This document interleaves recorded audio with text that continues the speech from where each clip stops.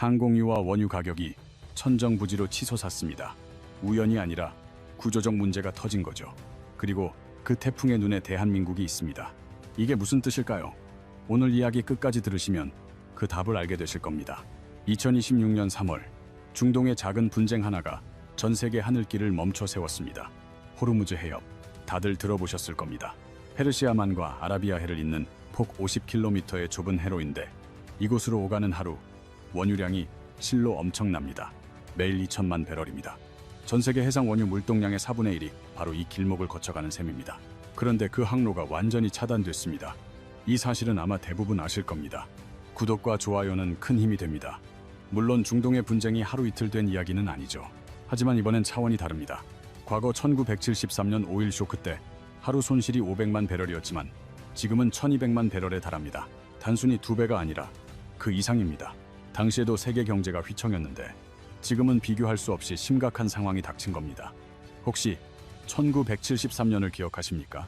미국 주유소엔 차들이 수 킬로미터씩 줄을 섰고 유럽은 일요일 차량 운행을 금지했던 바로 그 시절 말입니다. 그게 고작 1일 500만 배럴 손실 때의 풍경입니다. 지금은 1200만 배럴입니다. 현 상황이 얼마나 위중한지 짐작이 가시죠? 그런데 이 와중에 전 세계의 시선이 한국으로 향하고 있습니다. 러시아, 미국, 호주 모두 말이죠. 어째서일까요? 지금 어떤 일이 벌어지고 있는 걸까요? 이 점이 바로 오늘 제가 드릴 이야기의 핵심입니다. 우선 이 위기가 어떻게 촉발됐는지 그 시작부터 짚어보겠습니다. 2026년 2월 28일 중동에서 무력 충돌이 발발했습니다. 그리고 바로 다음 날인 3월 1일 호르무즈 해협은 사실상 봉쇄 상태에 들어갔습니다.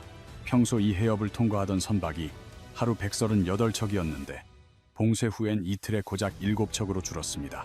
138척이 7척으로요. 99% 이상 운항이 중단된 셈입니다. 이건 통행량 감소 수준이 아니라 항구가 폐쇄된 것과 마찬가지입니다. 이 해협이 왜 이토록 중요할까요? 이곳은 원유만 오가는 길이 아니기 때문입니다. 원유는 물론이고 정제된 휘발유, 디젤, 항공유까지 전부 이곳을 지납니다. 이미 완성된 석유 제품들이 하루 500만에서 600만 배럴씩 이 항로를 통해 운송되고 있었습니다. 전 세계 해상 연료 교역량의 약 20%입니다. 이 모든 게 하루아침에 멈춰선 겁니다.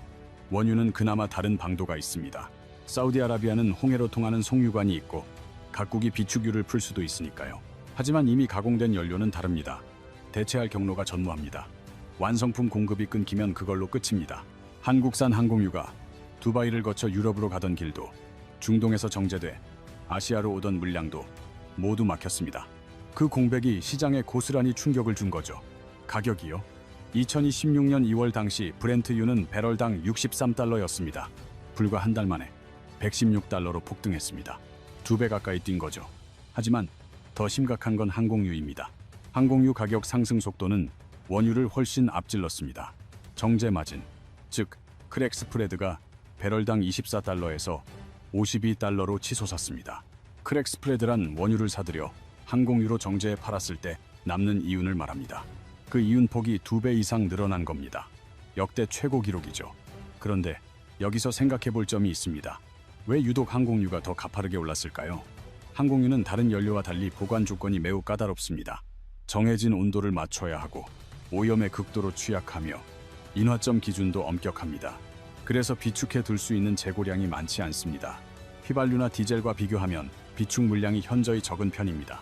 그래서 공급에 작은 차질만 생겨도 가격이 즉각 폭발적으로 반응합니다. 재고가 부족한 상품의 공급이 끊기면 가격이 수직 상승하는 것과 같습니다. 항공유가 바로 그런 구조인 겁니다. 그렇다면 항공유 최대 소비처는 어디일까요? 바로 미국입니다. 세계 최대 항공시장은 단연 미국이죠. 특히 캘리포니아의 로스앤젤레스, 샌프란시스코 같은 서부 공항들이 있습니다. 이곳에서 태평양을 건너 아시아나 호주, 한국으로 향하는 항공편이 쉴 새 없이 출발합니다. 그런데 말이죠. 미국이 이 항공유를 어디서 수입하는지 아십니까? 한국입니다. 미국 서부에서 소비되는 수입 항공유의 71%가 한국산입니다. 정정합니다. 81%입니다. 미국은 소위 에너지 자립 국가 아닙니까?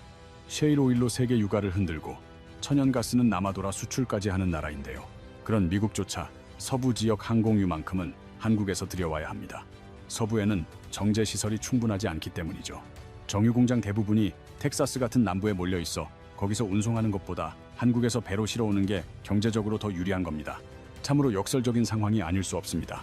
에너지 주권을 부르짖는 미국이 한국산 항공유가 없으면 서부 하늘길이 막히는 셈입니다.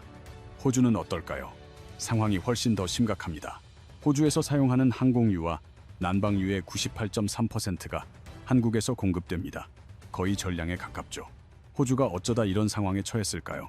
과거 호주에도 정유시설이 있었지만 2010년대 들어서면서부터 차례로 폐쇄되기 시작했습니다. 막대한 운영비가 원인이었죠. 결국 필요한 기름을 전량 수입하는 처지가 된 겁니다. 연료의 90%를 수입하는데 특히 항공유와 난방유는 한국이 거의 유일한 공급원입니다. 만약 한국이 공급을 중단하면 호주 항공기들은 그야말로 발이 묶이는 셈입니다. 시드니, 멜버른, 브리즈번 공항이 모두 마비된다는 뜻이죠. 과장이 아니라 98.3%라는 수치가 이를 증명합니다. 이런 배경을 알고 나면 왜 세계의 시선이 한국으로 쏠리는지 짐작할 수 있습니다. 그렇다면 한국은 어떻게 지금의 위치에 서게 됐을까요? 그 과정은 결코 하루아침에 이루어지지 않았습니다. 이야기는 1970년대로 거슬러 올라갑니다. 당시 산유국이 아니었던 한국은 오일 쇼크의 직격탄을 맞았습니다. 정부는 자원은 없지만 가공기술로 승부하자는 결단을 내렸습니다.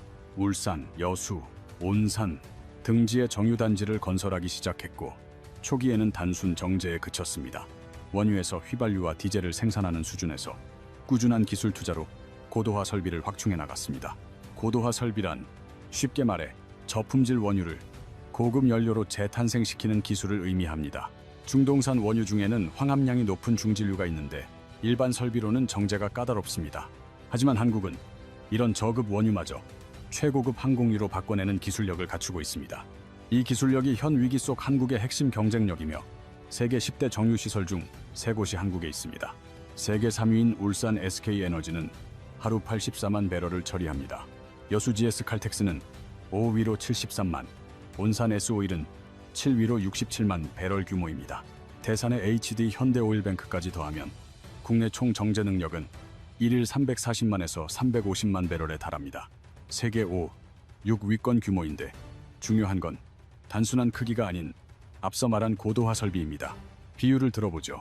원유를 콩이라 가정하면 어떤 나라들은 그저 두부를 만드는 데 그칩니다. 하지만 한국은 두부는 물론 기름, 된장, 청국장의 콩나물, 심지어 콩깍지 비료까지 만들어냅니다. 동일한 원료로 월등히 높은 부가가치를 창출하는 셈이죠. 이것이 한국 정유산업의 방식입니다. 그 결과 지난해에만 4,200만 배럴의 석유 제품을 수출했습니다. 기름 한 방울 나지 않는 나라가 세계적인 연료 수출 강국이 된 것입니다.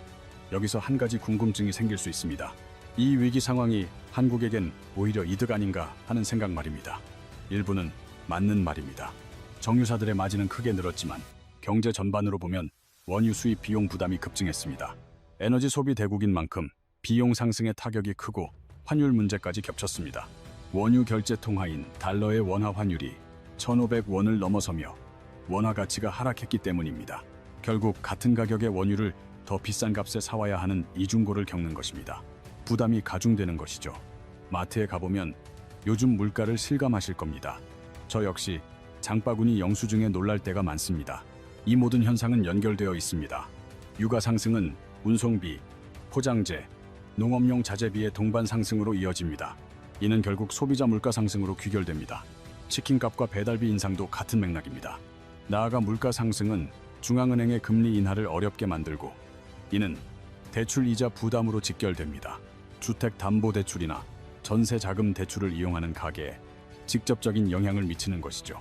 중동의 분쟁이 나의 대출 이자 부담을 늘리는 이른바 나비 효과인 셈입니다. 이것이 바로 글로벌 경제의 작동 원리입니다.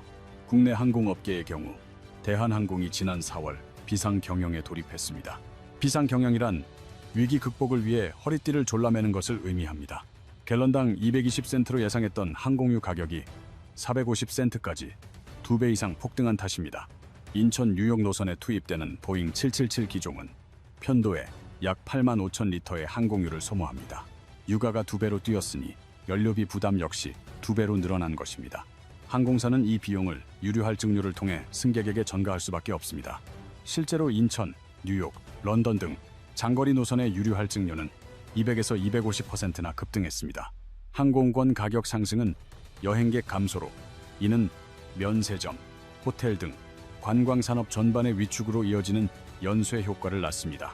이에 항공사들은 연비 좋은 신형 기종 위주로 운항하고 비수익 노선을 축소하는 등 자구책을 마련 중입니다. 비인기 노선이 줄면 해당 노선을 이용하려던 승객들은 더 비싼 운임이나 직항편 부재를 감수해야 합니다. 이제 러시아 문제를 살펴보겠습니다. 상황이 꽤 복잡하게 얽혀 있습니다. 2022년 러시아가 우크라이나를 침공했을 때 한국도 서방과 함께 대러 제재에 나섰습니다. 러시아산 원유를 들여오지 않기로 한 건데 정치적으로는 옳았지만 에너지 수급엔 부담이 됐죠. 중동에 대한 의존도가 더 커졌는데 바로 그 중동이 막혀버린 겁니다. 이에 미국이 2026년 3월 면제 조치를 내놨어요. 세계 경제가 휘청이자 한시적으로 러시아산 원유 거래를 제재 위반에서 빼주겠다는 거였죠. 결국 국제 정치도 현실적인 문제 앞에선 한 발 물러선 셈입니다. 덕분에 LG화학이 4년 만에 러시아산 나프타를 다시 수입하기 시작했습니다. 나프타가 뭔지 간단히 짚어볼까요? 플라스틱과 합성 섬유의 원재료가 바로 나프타입니다. 페트병, 비닐, 옷의 섬유, 자동차 부품, 스마트폰 케이스 같은 것들이요. 전부 나프타에서 비롯됩니다. 나프타를 가열해 에틸렌을 얻고 그걸로 플라스틱을 만드는데 한국은 수입량의 77%를 중동에서 가져왔어요. 거의 대부분이었죠. 그런데 호르무즈 해협이 막히면서 공급이 끊긴 겁니다. 나프타가 없으면 에틸렌이 없으면 플라스틱을 만들 수 없으니 국내 석유화학 산업 전체가 멈출 뻔한 거죠. 따라서 러시아산 나프타는 선택이 아니라 생존의 문제였습니다. 하지만 러시아에겐 단순한 돈벌이가 아닙니다. 앞서 말했듯이 러시아는 한국에 에너지를 공급하며 우크라이나에 대한 직접 군사 지원을 막는 카드로 쓰는 겁니다. 에너지 거래가 외교적인 협상 도구로 활용되는 거죠. 러시아는 공식적으로 한국을 비우호국으로 지정했지만 경제적 실익을 위해 에너지는 판매합니다. 참 모순적인 상황이죠. 서로 껄끄러워하면서도 이해관계는 일치하는 겁니다. 이것이 국제관계의 차가운 민낯입니다. 그럼 국제사회는 어떻게 대응했을까요? 국제에너지기구가 2026년 3월 11일 역대 최대인 4억 배럴의 비축유 방출을 결정했습니다. 이 기구는 1974년에 설립된 이래 총 6차례 비축유를 풀었습니다. 1991년 걸프전, 2005년 허리케인 카트리나, 2011년 리비아 사태, 그리고 2022년 러시아 전쟁 때였죠.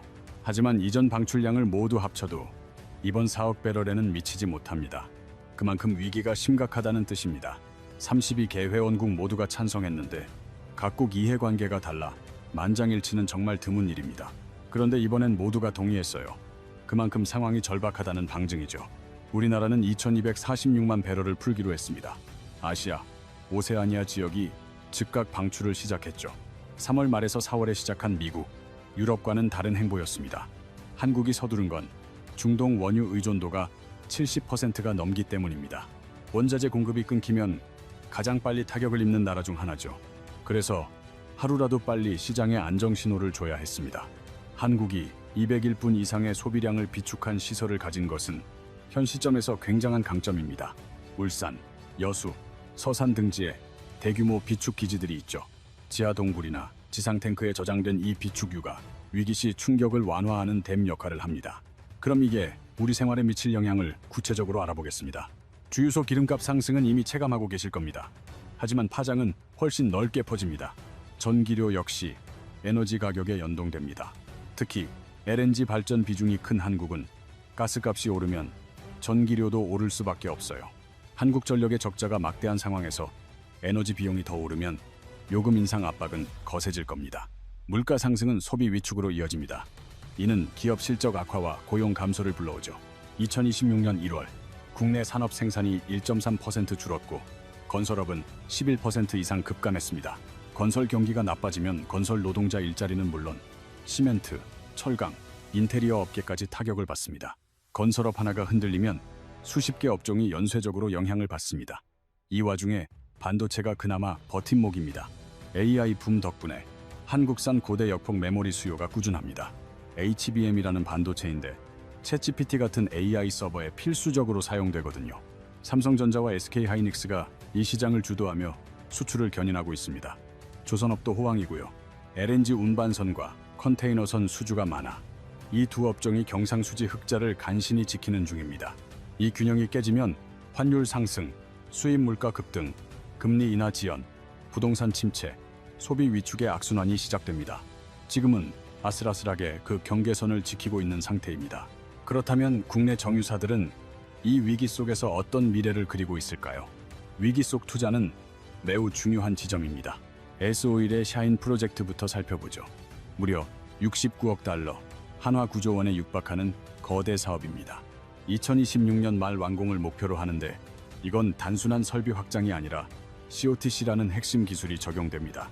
원유를 곧바로 화학 제품으로 만드는 이른바 크루드 투 케미컬스 공정이죠.